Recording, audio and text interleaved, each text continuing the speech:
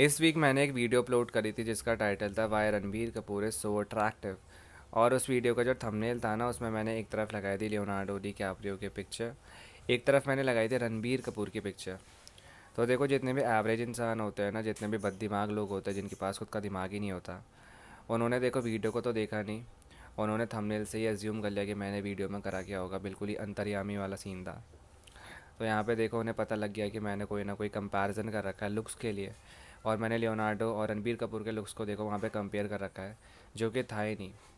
और इस बात से देखो, जितने भी एवरेज इंसान थे वो बिल्कुल ही भड़क गए, बिल्कुल ही गुस्सा हो गए। क्योंकि लियोनार्डो डिकैप्रियो देखो, उनका चाचा था, उनका बेटा है, जो कि उन्हें पैसे देता है खाने के लिए। लेकिन अगर तुम उस वीडियो को सही से देखोगे, ध्यान से सुनोगे, तो मैंने ना लियोनार्डो का एक बार नाम भी नहीं ले रखा है। कंपैरिजन तो देखो बहुत ही दूर की बात है। लेकिन अगर यहाँ पे मैं कंपैरिजन भी करूँ रणबीर कपूर का लियोनार्डो के साथ, तो देखो ईज़िली रणबीर कपूर ज़्यादा अट्रैक्टिव है। क्योंकि देखो, रणबीर कपूर है फिट। अगर तुम लियोनार्डो की बात करोगे तो लियोनार्डो हैं काफ़ी अनफिट, काफ़ी अनहेल्दी।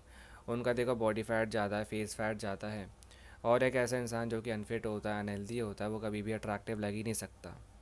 लियोनार्डो देखो पहले अच्छे लगते थे अपनी जवानी में, लेकिन जैसे जैसे टाइम बीता, जैसे जैसे उनका जो बॉडी फैट था वो बढ़ते गया, साथ ही साथ देखो फेस फैट बढ़ा। तो जितने अच्छे उनके लुक्स हुआ करते थे, जितने अच्छे उनके फेशियल फीचर्स हुआ करते थे, सारे ना फैट के नीचे दब गए। तो सेम चीज़ देखो हमारे साथ भी हो सकती है, सेम चीज़ देखो रणबीर कपूर के साथ भी हो सकती है। तभी देखो हमें बोला जाता है कि हमें एक हेल्दी बॉडी फैट को मेंटेन करना चाहिए।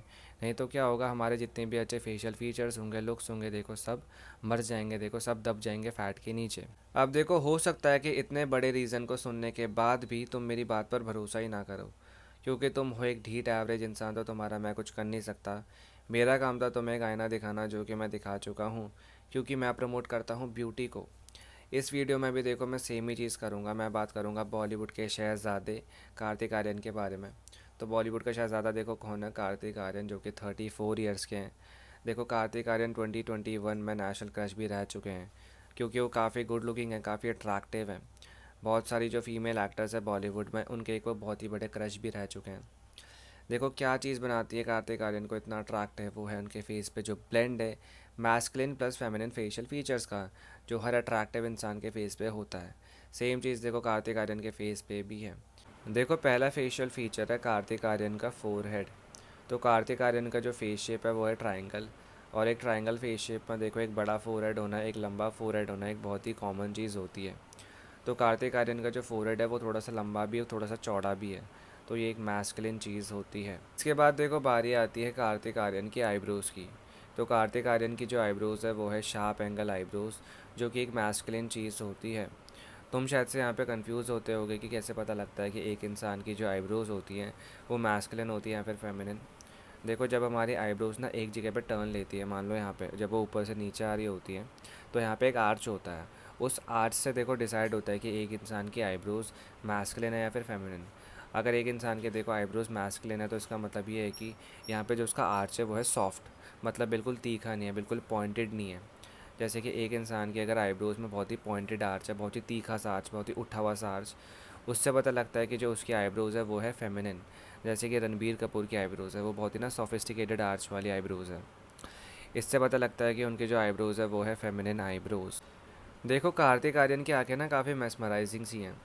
मैंने जब पहली बार कार्तिक आर्यन की पिक्चर देखी थी, तो मुझे लग रहा था उनकी आंखें बस हुडेड है। लेकिन मैंने जब थोड़ा सा उनकी पिक्चर को जूम करा ना, मुझे पता चला कि उनकी जो आँखों की टेल है, जो ये टेल होती है, ये थोड़ी सी नीचे को जा रही है। तो इसका मतलब ये होता है कि एक इंसान की जो आँखें हैं वो है डाउन टर्न्ड। तो उनकी आंखें ना मिक्स हैं बिल्कुल, वो हुडेड भी हैं, साथ ही साथ डाउन टर्न्ड भी हैं। तो यहाँ पे डाउन टर्न्ड आँखें होना तो एक फेमिनिन चीज़ होती है, लेकिन हुडेड आँखें होना होती है एक मैस्कुलिन चीज़। तो यहाँ पे 50-50 है उनका। तो बिल्कुल ही मिक्स हो जाता है उनकी आँखों में, तो बहुत ही प्यारी आँखें लगती है उनकी इसी वजह से। इसके बाद देखो, हम आँखों से थोड़ा सा नीचे चलते हैं और बात करते हैं कार्तिक आर्यन की नाक की। तो कार्तिक आर्यन की जो नाक है वो है बटन नोज़। एक बटन नोज़ में ना बहुत ही अलग अलग क्वालिटीज़ होती हैं। तो थोड़ी सी पतली होती है, थोड़ी सी लंबी होती है, थोड़ी सी छोटी होती है। साथ ही साथ उसमें जो नोज़ की टिप होती है ना, ये थोड़ी सी अपटर्न्ड होती है। तो बहुत ही ना प्रपोर्शन में होती है ये वाली नाक, काफ़ी बैलेंस्ड होती है। तो बहुत ही प्यारी भी लगती है। जो बटन नोज़ होती है उसे स्नब नोज़ भी बोला जाता है। तो ये एक फेमिनिन चीज़ होती है। तो कार्तिक आर्यन की जो नाक है वो है फेमिनिन नाक। इसके बाद देखो बारी आती है कार्तिक आर्यन के लिप्स की। तो कार्तिक आर्यन के जो लिप्स हैं वो है पतले पतले।